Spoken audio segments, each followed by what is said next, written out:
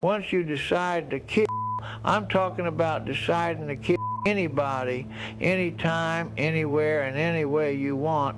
Once you get to that point, you set yourself free. He was arrested November 14, 1975, standing at only 5'4", with weighing only 130 pounds. He was a little fella, but by far he was the biggest monster around. There were 8 bodies that was found on his property when he was arrested, and they said that he may have killed up to 105 people or more. That part's not confirmed, but there are several that are.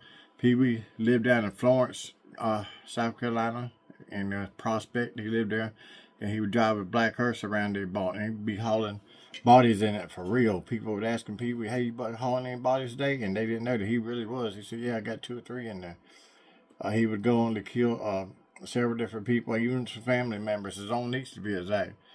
You name it, he done it. He kidnapped a woman that was like 6 months pregnant. She also had a 1-year-old daughter with her. Pee Wee raped her, cut the baby out of her stomach, which that killed her and the baby. And then he turned his attention to the 1-year-old, raping it, and then taking the hammer and smashing its head in, saying that was the best sex he'd ever had. He was pretty sick. You name it, he done it. He did not hesitate. Big, tall, thin, small. He killed them all if he wanted to. He was one of the most brutal people that you could meet. He truly was labeled the meanest man in America, and he definitely was. He was a self-proclaimed vampire. He started out in boys' homes and stuff when he was younger. He would be brutally raped and this, that, and the other. I mean, you name it, he'd been through it. 2 weeks before Pee Wee was put in an electric chair, him and his son were basically caught plotting the kidnapping of the 3-year-old daughter of the prosecutor, the same prosecutor that got Pee Wee's life sentence switched over to a death sentence. You know, imagine how bad that would be if it did happen. He was definitely a sick, twisted individual.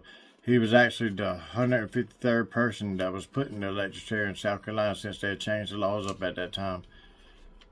And here's a story that I want to give you about my personal experience. No, I never met Pee Wee. He died before I was born.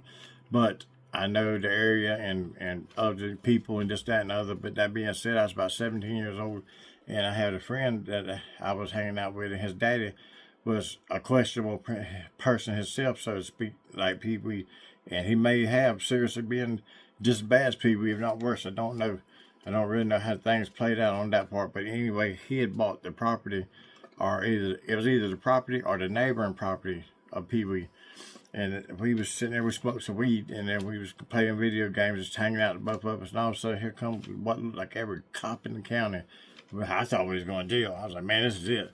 We're getting busted. Well, what it was, they had a warrant, and it went back to Pee Wee stuff. They actually dug up several different human remains on that property. I don't remember how it played out because it's been so long ago, but it was connected to Pee Wee.